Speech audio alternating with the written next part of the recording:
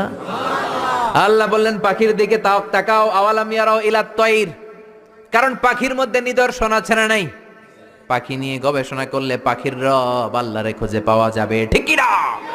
এজন্য কোরআনের অনেক জায়গায় আল্লাহ পাখির কথা বললেন, ওয়া আরসালা আলাইহিম তাইরান আবাবিল, আবার কাবা ভাঙতে এলে পাঠাওয়া বাবিল,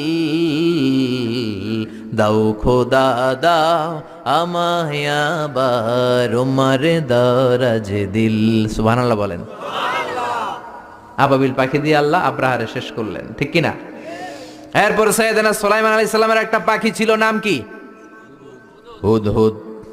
ওয়া তাফাক্কাদাত তায়রা ফাকালা মালি লা আরাল হুদহুদ, পাখি কই? ওইটার জুমিং পাওয়ার এত বেশি ছিল পাখিটার চোখে, সাইয়েদনা সুলাইমানের সিংহাসনও চড়তো, পাখিটাও চড়তো, আর কত হাজার ফিট নিচে